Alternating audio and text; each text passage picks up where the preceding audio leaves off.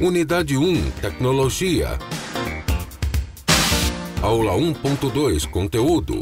Introdução à Biologia 2. Habilidade: compreender as teorias da biogênese e da abiogênese. Então, vamos dar continuidade à nossa aula e a gente vai falar sobre outros temas relacionados à biologia. E antes da gente começar esse outro conteúdo, a gente vai para a revisão.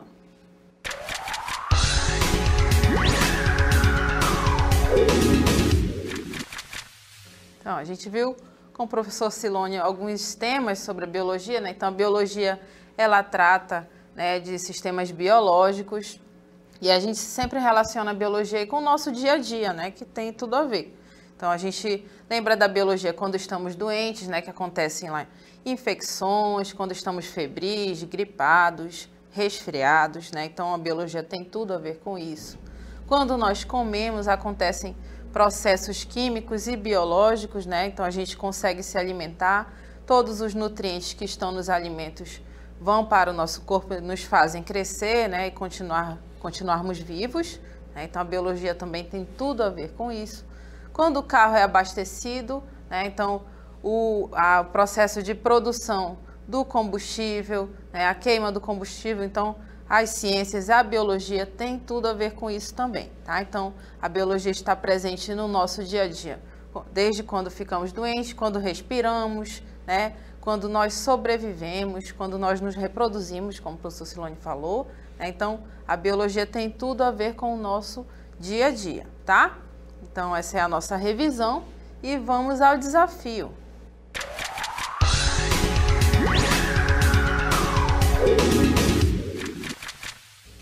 Então, o desafio da aula, né, da nossa aula, como a vida ela se origina, como surgem os seres vivos. Então, a gente vê essa figura clássica, né? O ovo ou a galinha, quem foi que veio primeiro? Quem foi o primeiro ovo? Quem foi a primeira galinha? Como é que a vida surgiu? Tá? Então, esse é o desafio da aula, a gente vai respondê-lo ao final da nossa aula de hoje.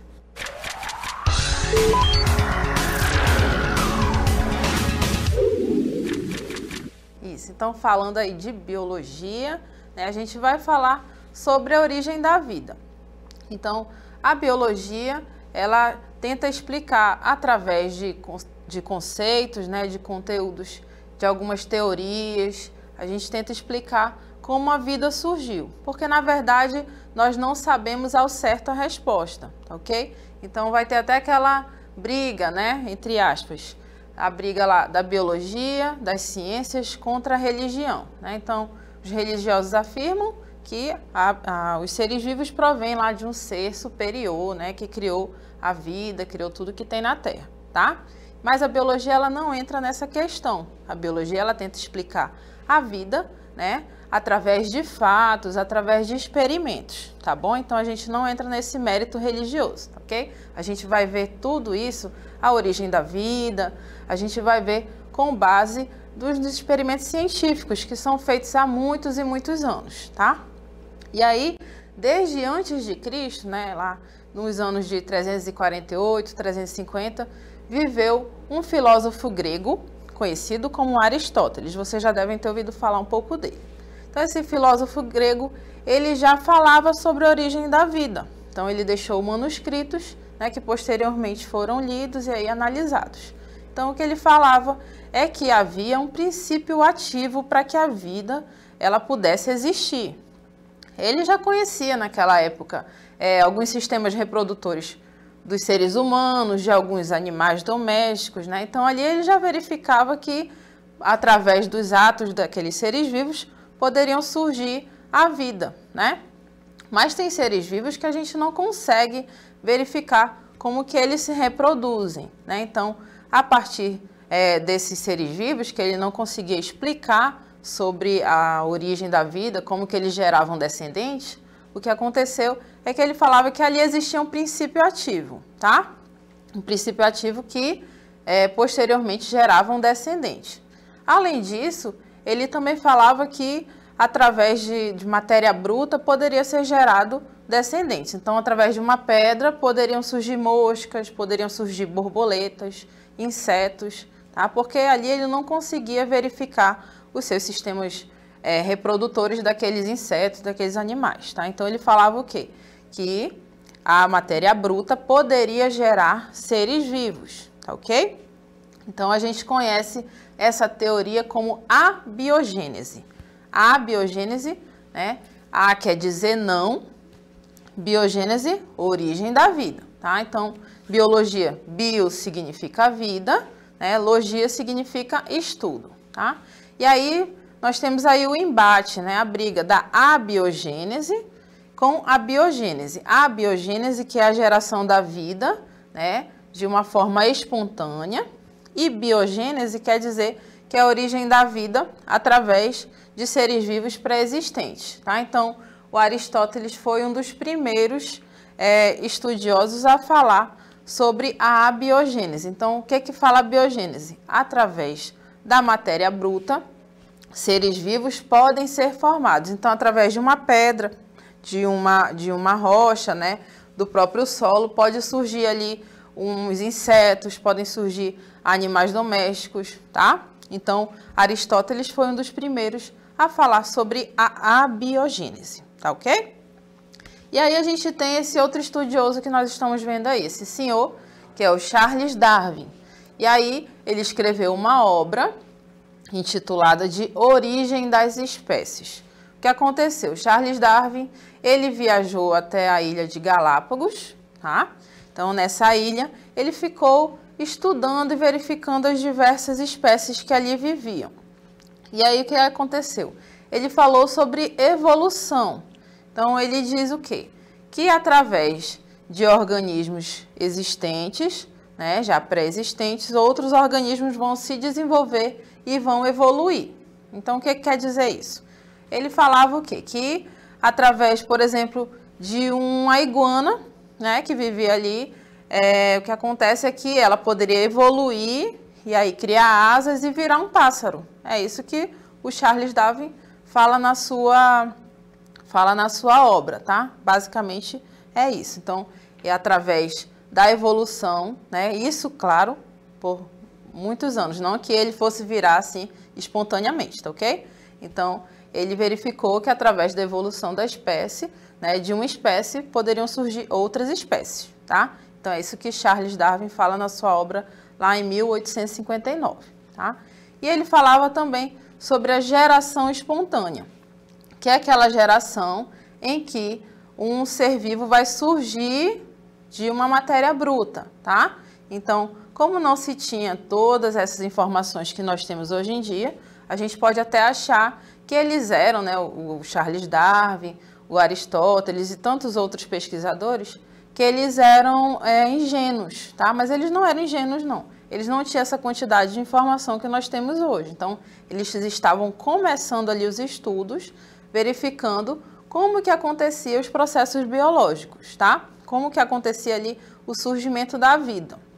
E aí, tem a geração espontânea, que é quando um ser vivo, ele se desenvolve ou ele nasce a partir da matéria bruta, tá? E aí vão ter vários e vários estudiosos que falam sobre esse tema, sobre a geração espontânea, e fizeram muitos experimentos, tá?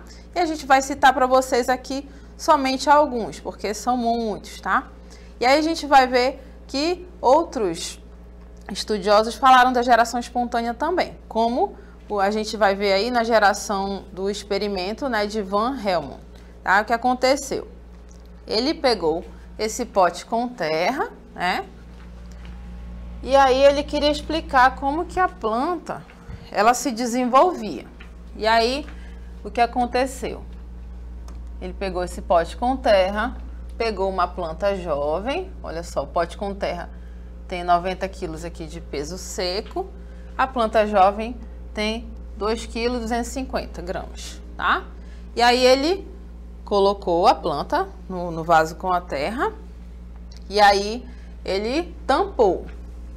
E aí ele regava com água da chuva, tá? Somente com água da chuva. Ele tampou aqui o vasinho, e aí quando as folhas caíam, ele retirava essas folhas, porque ele pensava que eu preciso provar que a planta, né, ela se desenvolve e ela cresce somente com a água da chuva, que ela não precisa nem mesmo das folhas secas dela, tá? E aí, por isso que ele tampou aqui o vasinho. Vocês podem ver aqui a tampa, tá? E aí, depois de uns anos regando, olha só, mais ou menos 5 anos, ele regou a planta apenas com água da chuva. E aí ele verificou o quê? Que a planta, né, ela cresceu bastante. E aí, no final, olha só, ele tem aqui o peso do pote. Então, tem de 89 quilos e 900 gramas de areia, né? E a planta, olha só, tronco, raízes e ramos, ele pesou ao final do seu experimento, ele verificou que ela ficou com 76 quilos e 100 gramas. Então, o que aconteceu? Diminuiu 100 gramas aqui do pote com terra, né? Mas a planta cresceu bastante, né? Ficou lá de 2,250 kg, ela foi para 76 quilos, olha só. 76 quilos e 100, né? Então, ele verificou que a planta, ao final de 5 anos, ela ficou com esse peso, tá? E aí, qual foi a conclusão do Van Helmont? A conclusão dele foi de que a planta utilizou da terra, né? E principalmente da água da chuva, que era a única coisa que ele utilizava para regar essa planta, né? Então ele verificou que por conta da água da chuva essa planta cresceu, tá? Naquela época a gente não tinha ainda aquele conhecimento, né, sobre fotossíntese. A gente não sabia ainda como que a planta crescia, como que a planta fazia ali seu próprio alimento, tá? Então, fotossíntese não era sabida, não era conhecida ainda naquela época, tá? Então, ele verificou, né? A conclusão desse estudioso foi de que a água da chuva alimentou a planta e somente por conta da água da chuva a planta cresceu e ficou ao final de 5 anos com 76 quilos e 100 gramas, tá? Então, essa foi a conclusão de Van Helmont, tá? E essa conclusão fala de quê? De geração espontânea.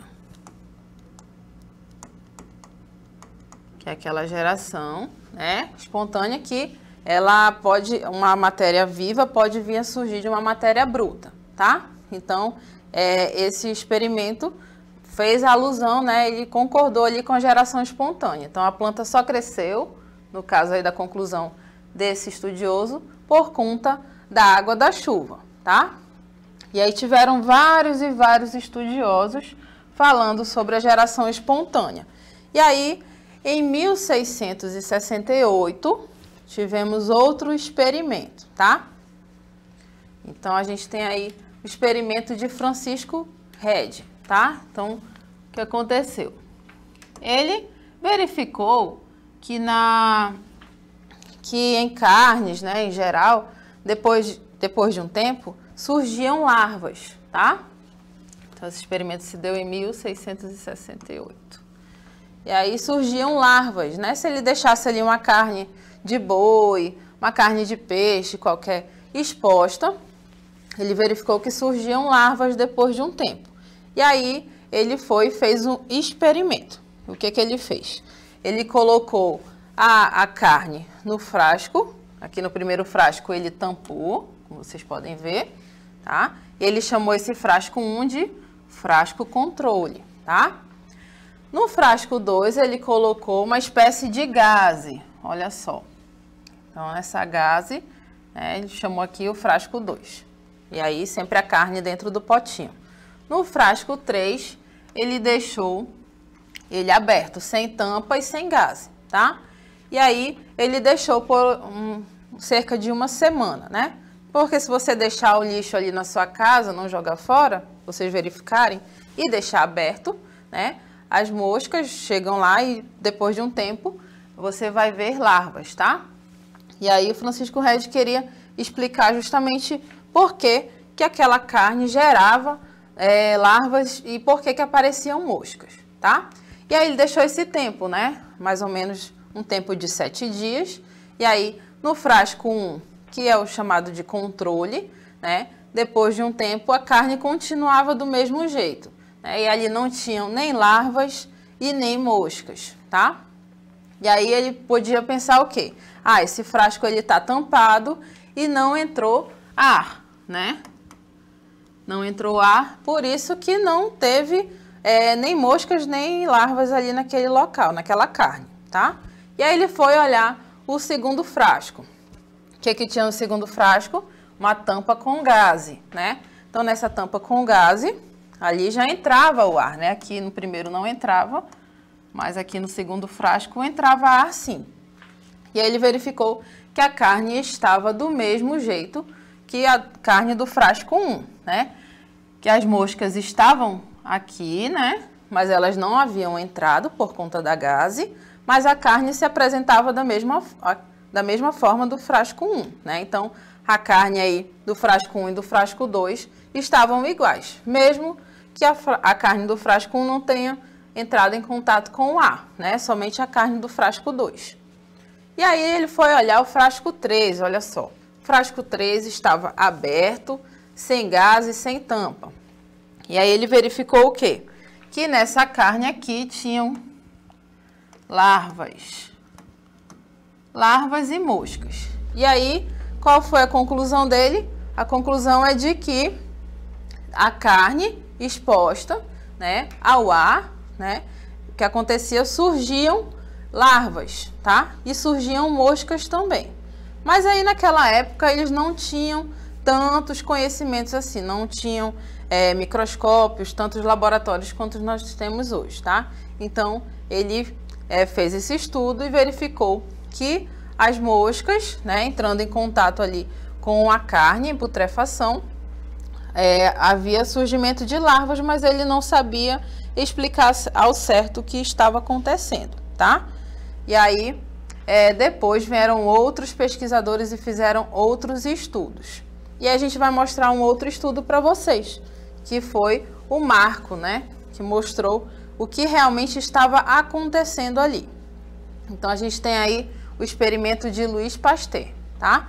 Louis Pasteur, ele era um padre, biólogo, tá? Cientista, que ele fez esse experimento que marcou aí essa briga, né, entre abiogênese e biogênese, tá? O que é que o Louis Pasteur fez? Então a gente falou para vocês lá do experimento do experimento do Red, né, que falou sobre o ar, né, em contato ali com a carne, mas ele não soube explicar direito como que acontecia, tá? E aí veio o Louis Pasteur e colocou um caldo nutritivo, preparou um caldo nutritivo, ferveu esse caldo nutritivo e aí o que aconteceu? Ele colocou esse frasco, né, esse caldo nutritivo em 2 frascos separados, né? 2 frascos diferentes também. E aí ele ficou naquela, né? Será que o ar tem mesmo alguma relação com a contaminação do ambiente, com a contaminação do caldo nutritivo?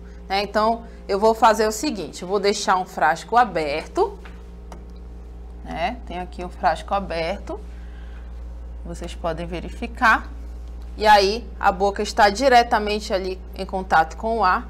E tem esse frasco aqui, que ele é aberto, mas ele tem essa curvatura, tá? Essa curvatura é chamada de pescoço de cisne. E aí o que aconteceu? Aqui dentro desses frascos tem o mesmo caldo nutritivo que foi fervido, tá? E aí quando ele foi fervido, justamente para não ter contaminação, ok? E aí ele verificou depois de uns dias, olha só, que o frasco que é selado, na verdade ele não é selado, entra ar dentro dele, só que ele tem esse pescoço de cisne, ele tem esse desenho diferente. O que aconteceu é que ele não tinha contaminação, né? E aí, na mesma quantidade de dias, esse frasco que era aberto diretamente com o ar, né, que entrava em contato direto com o ar, ele tinha contaminação. Como é que a gente sabe que tem contaminação ou quando não tem contaminação? No frasco aberto, ele verificou que a água, o caldo, na verdade, o caldo nutritivo estava turvo, tá? Então, esse caldo turvo já indicava que ali existia o quê?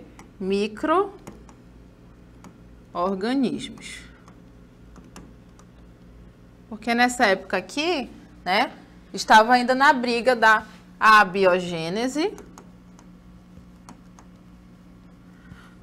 com a biogênese. Então, não se sabia qual era realmente a verdade, se os seres vivos surgiam de uma matéria bruta ou se eles surgiam de organismos pré-existentes, tá? Ainda estava naquela dúvida. E aí ele verificou aqui, olha só, o Louis Pasteur, ele verificou que o frasco que estava aberto diretamente entrando em contato com o ar, né, ele ficava com o caldo turvo, ou seja, mais cheio de micro-organismos, mais rápido do que o outro frasco, né?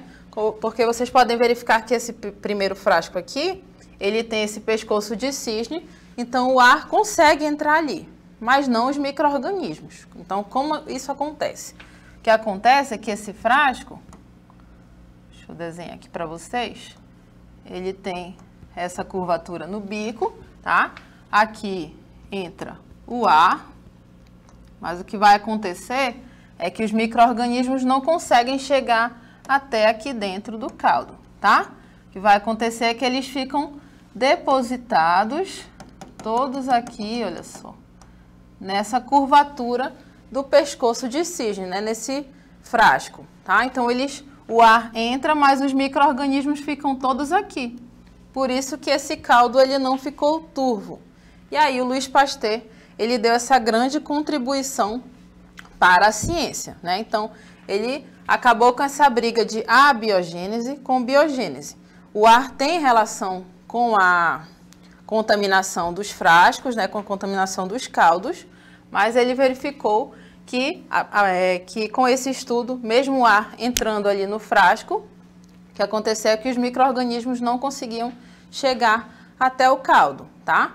Então, ele acabou com essa briga da abiogênese com a biogênese, porque ali essa briga da ciência com a religião era muito forte. Por quê? Né? Ali os iluministas, na época, eles verificavam, né, através desses estudos científicos, eles verificavam o quê? Eles pensavam o quê? Que por conta de possivelmente a matéria viva surgir a partir da matéria bruta, né? Então não existia Deus, não existia Criador, não existia Ser Supremo, tá? Então ali o Louis Pasteur acabou com a briga, né? Ele verificou que realmente micro-organismos só vão surgir a partir de micro-organismos pré-existentes e que a vida vai surgir a partir de vida pré-existente, tá? E aí ele acabou com essa briga aí da geração espontânea com a Igreja Católica, tá? E aí, a partir disso, e a partir de outros inventos também, a partir de outras descobertas também, se verificou como que realmente a vida surgia, tá? E aí, teve uma grande contribuição por conta da criação do microscópio. Então, a gente tem aí a criação do microscópio que foi por Robert Hooke, né? Que foi lá no ano de 1665. E aí, através dessa criação do Robert Hooke, o que aconteceu?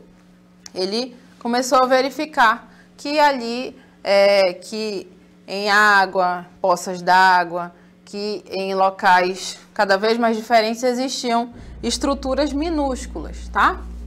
E aí, que não dava para ver somente com uma lupa, né? O Robert Hooke, o que ele fez? Ele criou o microscópio, né?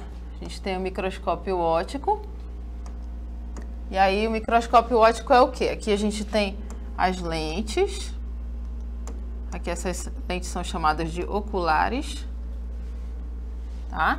E aí, esse conjunto de lentes, juntamente com as lentes objetivas, a gente consegue visualizar estruturas bem pequenas que a gente não consegue ver a olho nu, tá? E aí, esse conjunto de lentes ainda vai ter aqui a luz. Essa luz vai atravessar essas estruturas. Atravessando as estruturas, a gente consegue ver melhor ainda, tá? E aí, esse conjunto de lentes, juntamente com a luz, a gente tem aí o microscópio, que foi criado aí pelo Robert Hooke, tá? E aí ele ajudou na descoberta da célula, né? E aí o Robert Hooke criou esse termo chamado de célula. Célula quer dizer cela, que é um espaço pequeno que contém algumas coisas dentro, tá? A gente tem células que a gente consegue visualizar ao microscópio óptico e temos células bem menores que a gente não consegue visualizar, que vão ter os microscópios chamados de eletrônicos, tá? Mas os microscópios deram uma grande contribuição aí para a descoberta das células, né? E também deu uma grande contribuição para o desenvolvimento do tema, que é a origem da vida, tá? E aí a gente vê o exemplo de uma célula ao lado do microscópio e a gente consegue visualizar bem as células aos microscópios, tá? E aí a gente vai diferenciar as células, né? Hoje a gente conhece vários e vários tipos de células. A gente sabe hoje em dia que para um ser vivo existir, na verdade, para um ser vivo ser considerado ser vivo, ele precisa ter célula. E aí vão ter seres vivos que têm células, tem muitas células, tem seres vivos que têm poucas células ou só uma célula, tá? Então a gente vai ver tudo isso aí no decorrer da nossa biologia aqui do EJA Médio, tá? E aí a gente vai mostrar para vocês dois tipos de células básicos. Então nós vamos ter a célula chamada de eucarionte e a célula chamada de procarionte, tá? Então aí nós temos dois tipos de célula. Essa primeira célula aqui em verde nós temos uma célula vegetal, tá? Essa célula vegetal. A segunda que a gente está vendo aqui ao lado são as células isso é uma célula, na verdade, de bactéria, tá? Então a gente tem aqui a célula vegetal. A gente tem aqui uma única célula que constitui a bactéria, tá? E aí a gente vai ter esses termos novos para aprender, olha só, eucarionte e procarionte. O que vai acontecer? Para as células se reproduzirem e gerarem novas células, elas precisam ter o seu material genético, tá? E aí, esse material genético fica dentro da célula, no que a gente chama de núcleo, tá? Então, no núcleo, temos o material genético. Vocês já devem ter ouvido falar de DNA, tá? Então, nós temos aí o material genético. E aí, o que vai diferenciar essas duas células? O que diferencia elas é que o núcleo, né, o material genético, ele pode estar envolvido com uma membrana, tá? Essa membrana a gente tem o nome de carioteca. Aqui, que a letra da professora é meio feia, tá?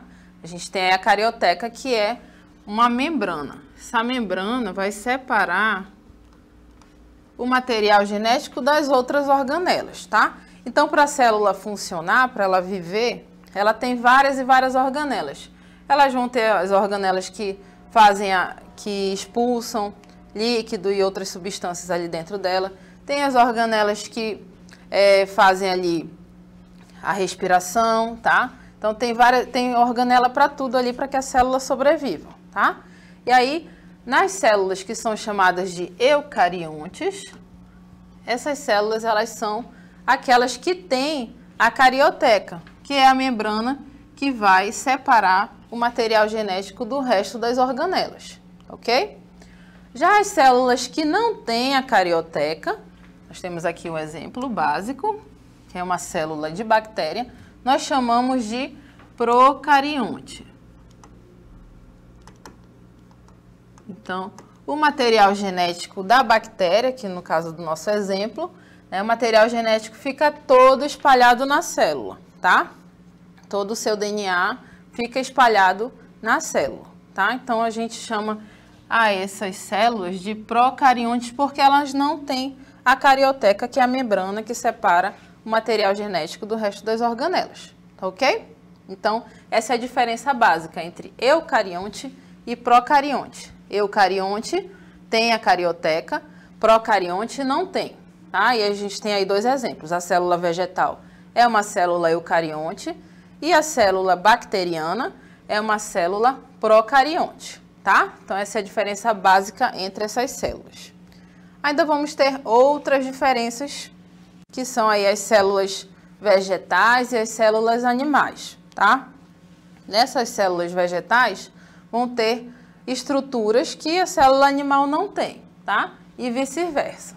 Então, a diferença básica entre a célula vegetal e a célula animal vai ser a parede celular, tá?